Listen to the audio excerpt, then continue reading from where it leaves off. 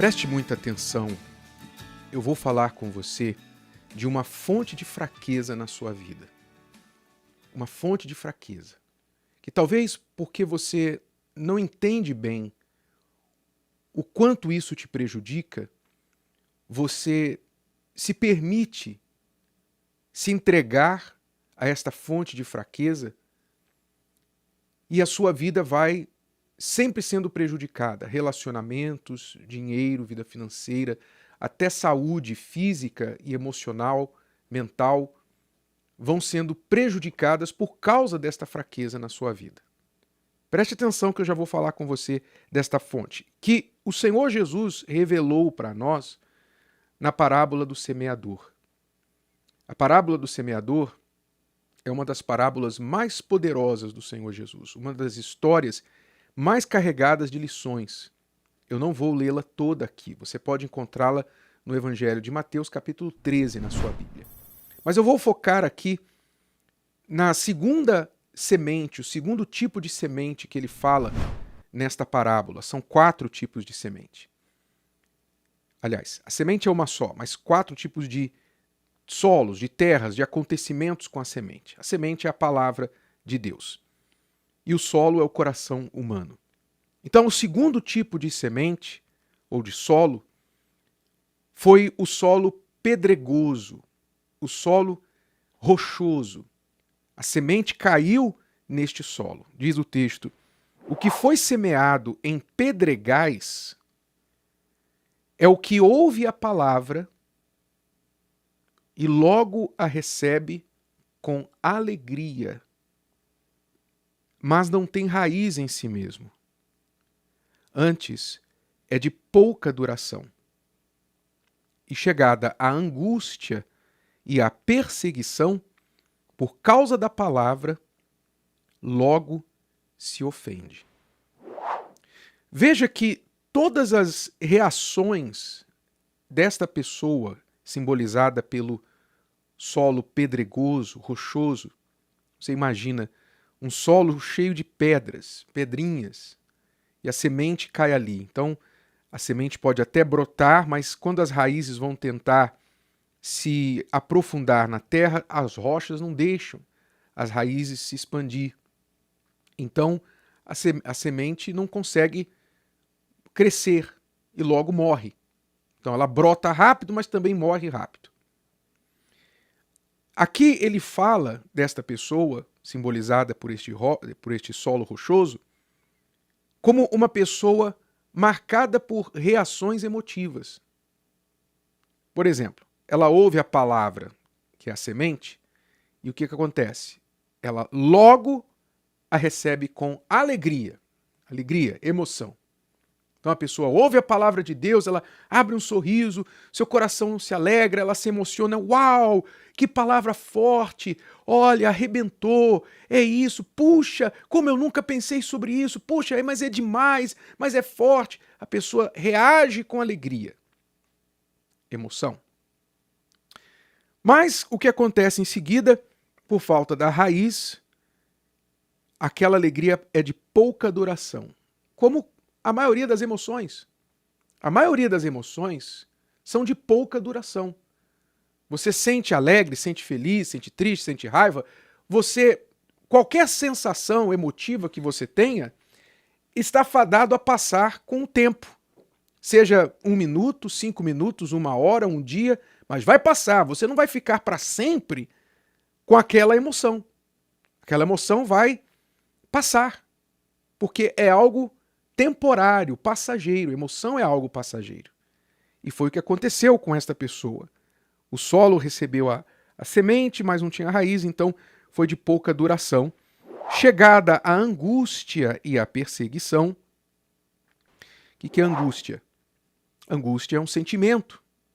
A pessoa que se sente angustiada, alguma coisa está contrária a ela e ela então, não conseguindo resolver aquilo, sentindo muita tristeza, apreensão, preocupação com aquilo, ela fica angustiada. Angústia é emoção concentrada.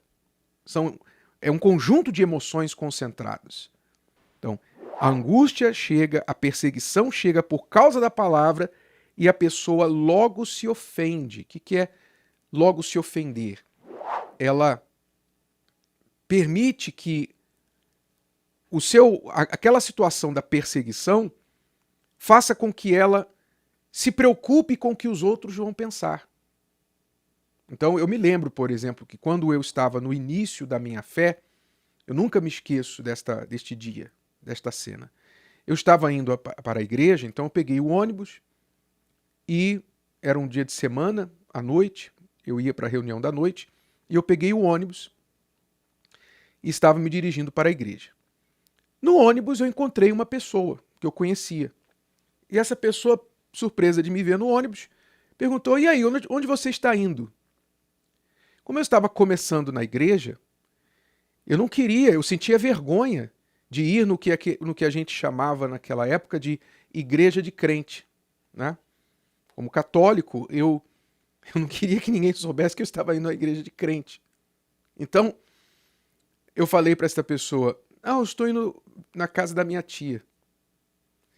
Na hora que eu falei essa mentira, na hora que eu menti, eu me senti muito triste, decepcionado comigo mesmo. Eu me senti muito triste, porque eu pensei, eu estou mais preocupado com o que esta pessoa vai pensar de mim do que com o que Deus pensa de mim, o que Deus sabe a meu respeito. Mas eu era novo na fé, a raiz não tinha ainda, não tinha raiz, entende? Então eu fiquei preocupado que aquela pessoa iria falar de mim, iria me perseguir, ou me criticar, ou me desprezar, ou gozar de mim porque eu estava indo para a igreja de crente. Então eu menti. E é assim o que acontece com as pessoas que se dão muito às emoções, que é a fonte de fraqueza de muitas pessoas. Preste atenção, parêntese aqui. Emoções nos foram dadas por Deus. Deus nos deu emoção para que nós não fôssemos robôs, para que nós não vivêssemos a vida alheios ao que acontece, não tivéssemos simplesmente razão, fôssemos racionais. Mas, por exemplo, são as emoções, a habilidade de se emocionar que faz com que você cuide de uma criança indefesa, que você sinta as dores de um animal que está sofrendo crueldade, que você tenha um bom momento com a sua esposa, com o seu marido. Emoções boas têm o seu papel, têm o seu lugar, têm a sua hora. Deus nos deu as emoções.